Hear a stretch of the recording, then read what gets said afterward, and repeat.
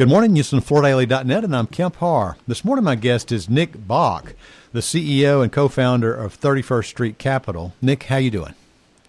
I'm doing great. How are you, Kemp? I'm good. I've been wanting to talk to you since your more recent acquisition of Floors for Living based in Houston. Before we get to who 31st Street Capital is, a little background. You personally, Nick, has got an interesting background. You started out as a high school computer teacher. Then you went to Pfizer. You owned a gym for a little while. You got into the IT services business, started a company, and ran it for 12 years. It was called Five9 Technology. In 2018, you started 31st Street Capital, right? That's right. Yeah, and it's an $85 million in annual revenue holding company that owns now 4 flooring companies. It would be hard for us to love flooring any more than we do right now, that's for sure.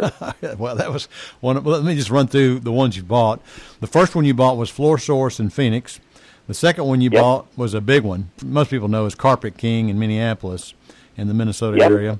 And then Total Flooring in the Chicago suburbs. And then the more recent one with 22 locations is Floors for Living in the Houston market, right? That's right. And you also have bought a painting company. We'll just stick with flooring for now. So first big question is, you and your wife are together, Nick and Erin Bach, and you start this holding company, and you're thinking, we're going to invest in some companies. You don't yet know what you're going to do, but you end up finding Floor Source, and that led to what's now your core competency, right? Yeah, that's right. We looked at a ton of different businesses, but ultimately when we found Floor Source in Phoenix, it had a great team, a great GM and team in place, and more importantly, everything we looked at within the flooring industry looked like a great long-term opportunity for ownership, for growth, for expansion. We love the potential as being flooring company owners over the next 10, 20 years. The future is really bright, in my opinion. Mm-hmm.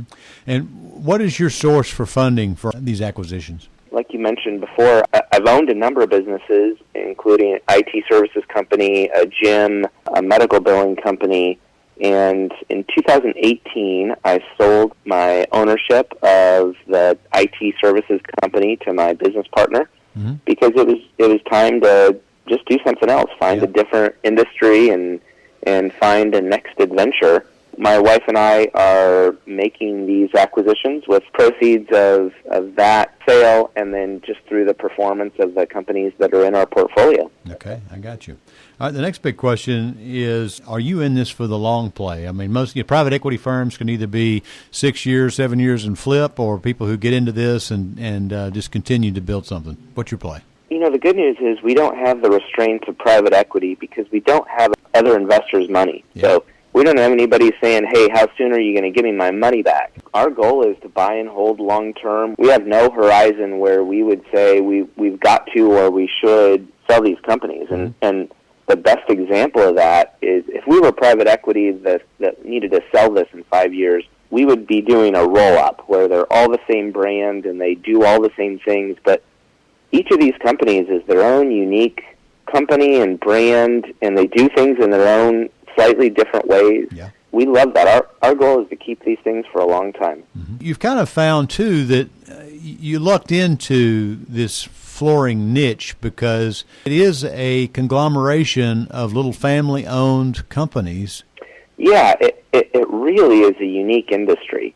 And I think that's where we see a lot of opportunity because we have some really strong competencies around digital marketing. I come from a technology background, but we think that there's a huge amount of growth potential, and so the companies that want to do that have a lot of opportunity over the next 10 years just because of the way the market is set up with a lot of smaller flooring dealers.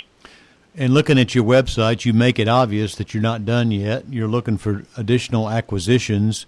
What's the ideal candidate? Ideal candidate for us is really a company that's in a major market. We kind of jokingly say NFL market, but we really want it to be a major market where our intent with any of our acquisitions is to be the largest, the dominant retail flooring player in that market.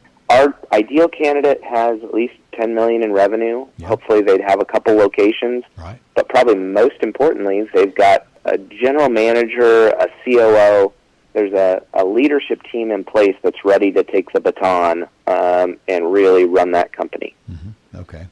So where you help is to go in and coach them and help them through the systems that you put into place to improve their game. Is that right? Yeah, that's right. We're not there. It's not a job for us. We're not going to come in and take over and show up to the office every day. Mm-hmm.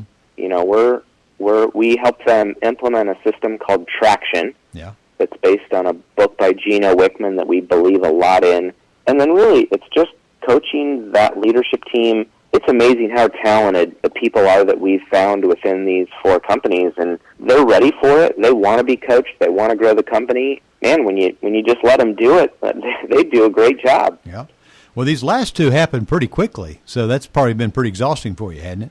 They did, a little quicker than we would have expected. We wanted to do 1 acquisition this year, and then we purchased Total Flooring, which is about a $10 million flooring company in Chicago. Just a great team there with a ton of potential. You know, because that was maybe a little bit smaller acquisition, we still had some dollars we wanted to invest, and the next thing we know, we get a contact us on our website from Kurt at Floors for Living, and off to the races we went. Yeah, and he's interesting because he's got 22 locations, but he started that company in 13, so relatively young and new company. It is fascinating to see what Kurt was able to do and his team. Yeah. I mean, I think he said he put in 20 locations in his first 5 years. Yeah. That's just unheard of. Yeah. Generally, does the owner walk away in an acquisition with you? Yes. Right now, 2 of our companies have owners that still just maintain a book of business. They sell, they make some money, part-time job. What they're really doing is stepping out of that head position. Yeah. So yeah, Kurt's finding some new hobbies, and in Minneapolis, the owner there had some other stuff he wanted to do. We're open to a scenario where it's somebody who still has a lot of energy and just wants to take some chips off the table. Last quick question. When you look at flooring sales, you've got residential replacement, which is true brick and mortar retail, and then you've got, commercial and builder. Your play so far has been mostly residential remodel, right? That's right. We have some business that's in, the standard commercial property management. We have some business in those areas, yeah. But realistically, we feel like our strengths are played to in residential remodel and replacement, where we can use digital marketing to give us a big advantage, where we can implement things like shop from home. We still think there's a long play in having retail locations. People still, flooring, they buy it when they drive by the store, and they've done it long enough, and all of a sudden they're ready to replace their flooring, and they Google search you and see that you're number 1, and into the showroom they come. Yeah. Okay, Nick, great to spend time with you. Again, been talking to Nick Bach, the CEO and co-founder of 31st Street Capital, based in Lincoln, Nebraska, and you've been listening to Kemp Harr and FloorDaily.net.